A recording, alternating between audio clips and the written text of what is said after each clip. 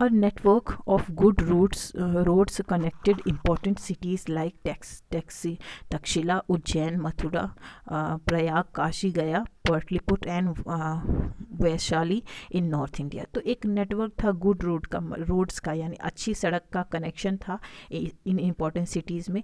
River were used for transportation, river जो है वो साधन बनती थी एक जगह से दूसरी जगह सामान या व्यक्ति को पहुँचने या पहुँचाने का। All this promoted inland trade, ये सारी जो है ज़मीन पे ट्रेड व्यापार को कहीं ना कहीं बहुत ज़्यादा सपोर्ट करती थी, प्रमोट करती थी। The Arthashastra tells us that there was trade between north India and south India. Arthashastra जो है हमारे उससे हमें पता चलता है कि यहाँ नॉर्थ इंडिया और साउथ इंडिया के बीच में ट्रेड यानी कि व्यापार के संबंध थे। Diamonds and other precious stones, हीरे और भी अलग अलग कीमती जो पत्थर होते थे, कॉन्च सेल्स यानी शंख के सेल्स होते थे, पर्ल्स मोती होते थे, एंड टेक्सटाइल्स और जो कपड़े वगैरह होते थे from south India were in great demand. वो साउथ इंडिया से काफ़ी ज़्यादा डिमांड में थी, लोगों को काफ़ी ज़्यादा इस सारी चीज़ों की ज़रूरत होती थी और मांग होती थी। इन द नॉर्थन मार्केट्स में साउथ इंडिया के लोगों की डिमांड होती थी ये सारी चीज़ें नॉर्थन मार्केट से पाने की, और लोग डिमांड करते थे। Foreign trade was carried on by land, जो विदेशी ट्रेड है वो लैंड के द्वारा कैरी की जाती थी, एंड सी और समुद्र के मार्ग से भी। मर्चेंट्स जो व्यापारी होते थे सेल्ड ओवरसीज, वो समुद्रों को पार करके आते थे। फ्रॉम पोर्ट सिटीज़ से तमराली पट्टी, नाव तमरुख के नाम से हम जानते हैं, एंड चंद्रकेतुगर और चंद्रकेतुगर जो कि बंगाल में है, वेयर इंपॉर्टेंट पोर्ट्स, वो इंपॉर्टेंट पोर्ट्स होते थे ऑन द ईस्ट कोस्ट पे। ब्रिगु कच्छा जो कि लेटर कॉल्ड बरूच और ब्रॉच के नाम से आगे चल के इसको जाना गया, एंड सुरुपाराकारा Sopara were important ports on the west coast. ये वेस्ट कोस्ट पे इंपॉर्टेंट पोर्ट्स होते थे जहाँ पे कि जहाज़ के रुकने के, पानी वाले जहाज़ के रुकने के कोस्ट बने हुए थे, किनारे पे बने हुए थे।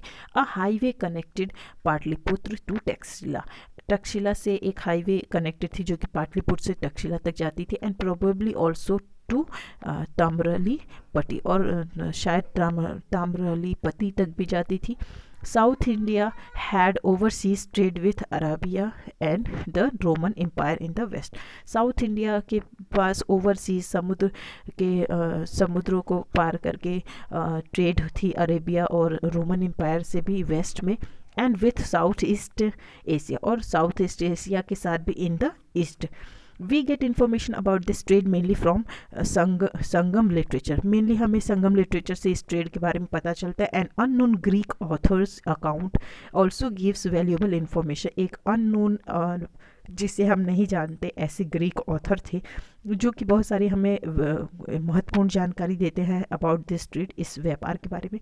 अराउंड AD 50 के अराउंड रोमन इन्विगेटर, एक रोमन इन्विगेटर जिसका नाम था हिपेलस, यूज्ड हिज नॉलेज, उसने अपने नॉलेज का यूज़ किया ऑफ द मानसून के बारे में, विंड्स के बारे में, to chart a straighter sea route, ताकि वो एक स्ट्रेटर सी रूट को चार्ट कर सके टू इंडिया के लिए इंडिया तक। This led to a huge expansion of trade between India and Rome. इससे एक बहुत बड़ा ट्रेड करने का एक विस्तार मिला व्यापार को इंडिया और रोम के बीच।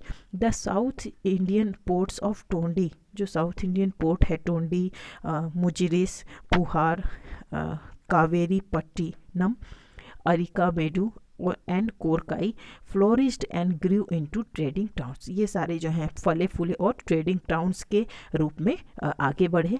Indian silk, muslin fine cotton clothes, यहाँ पे इंडियन सिल्क और muslin fine cotton clothes, ivory goods जो होते हैं लोहे के गुड्स, पर्ल्स मोती, प्रेशियस स्टोन्स, स्पाइसेस मसाले, एंड मेडिसिन जो है were in great demand abroad. ये सारी चीज़ बाहर विदेशों में बहुत ज़्यादा इसकी मांग थी। These and even birds and animals, और यहाँ तक कि पशु पक्षी जैसे कि पिकॉक और monkeys were traded for Roman gold, वो भी रोमन गोल्ड के लिए ट्रेड किए जाते थे, व्यापार में जाते थे। Gold and Roman gold and silver, Roman Roman gold, जैसे कि रोमन गोल्ड और सिल्वर कॉइन्स और वाइन्स के लिए ट्रेड किए जाते थे। Large numbers of Roman gold and silver coins have been discovered in ports. बहुत सारे large number of Roman gold और सिल्वर कॉइन्स जो हैं वो उसकी खोज की गई और पोर्ट्स में पाया गया, as well as inland towns, और इनलैंड टाउन्स जो साउथ इंडिया के हैं वहाँ भी मिले हैं। जी, ये सारी चीज़ें ये बताती है कि इन सारे क्षेत्रों में ट्रेड, व्यापार था, आपसी जो व्यापार होता है वो चीज़ें थी। Indian silk and spices were specially popular on the Silk Route. जो भारतीय मसाले हैं और जो सिल्क है, भारतीय जो सिल्क है वो काफ़ी पॉपुलर था सिल्क रूट पे, विच लिंक्ड इंडिया, जो कि इंडिया को जोड़ता था by land to west and central Asia to China.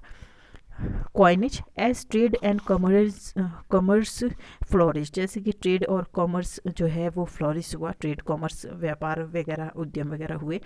Merchants and traders travel to all corners of India. तो मर्चेंट जो व्यापारी होते थे और ट्रेडर्स होते थे वो सभी भारत के हर कॉर्नर, हर कोने में और उसके बाहर भी यात्रा करते थे। Contact with the Persians and Greeks, Persian और ग्रीक से भी वो कॉन्टेक्ट करते थे। Possibly led to the introduction of coinage और इन इंडिया, जो कि शायद कॉइनेज को इंडिया में कहीं ना कहीं इंट्रोड्यूस किया। Punch marked silver, copper and bronze coins. Punch marked यानी कि एक मार्क होती थी सिल्वर, कॉपर और ब्रॉन्ज कॉइन पे, एंड अनमार्क्ड और बिना किसी निशान के copper coins came into use around the 6th century BC. और बिना मार्क के जो कॉपर कॉइन्स है वो 6th सेंचुरी बीसी के अराउंड यूज़ में आए, लोगों के यूज़ में आए।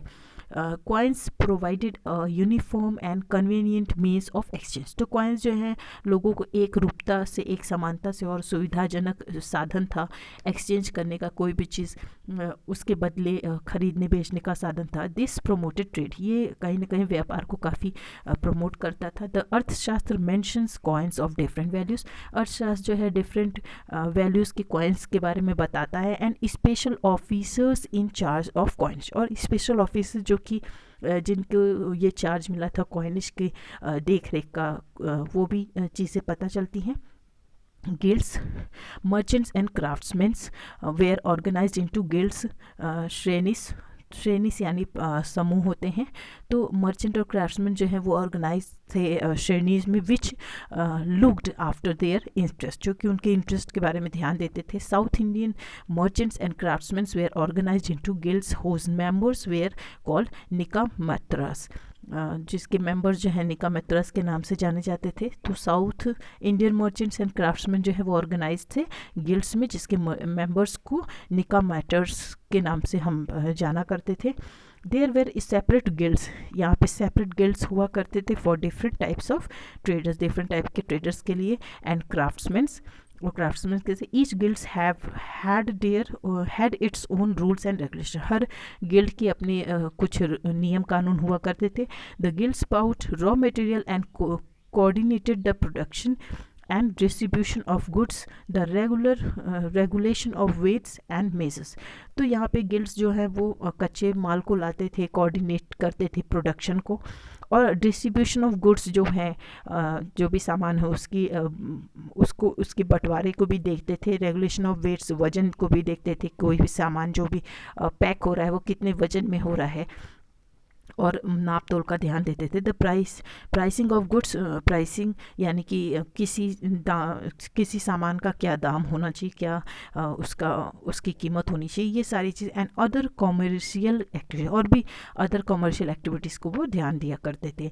Guilds in western India even acted as banks, और वेस्टर्न इंडिया में गिल्ड्स बैंक की तरह भी काम किया करते थे। गिल्ड्स ऑफन मेड डोनेशंस, अक्सर ये डोनेशन यानी कि दान का काम करते थे टू रिलीजियस इंस्टीट्यूशन। तो जो भी रिलीजियस आपके धार्मिक स्थल होते थे, इंस्टीट्यूशन होती से संस्थान होते थे, उसमें ये दान का भी काम करते थे। सच एज मोनेस्ट्रीज, जैसे कि मठों में।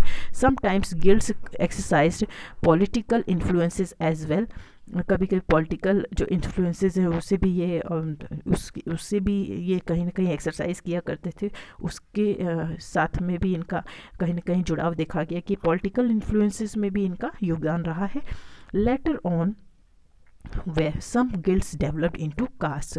Later on कुछ guilds जो हैं वो caste यानी जाति में develop कर गए. So only this much in this part of the video. Now we'll continue in our fourth part of the video, rest of the topic. Thank you. That's all for today.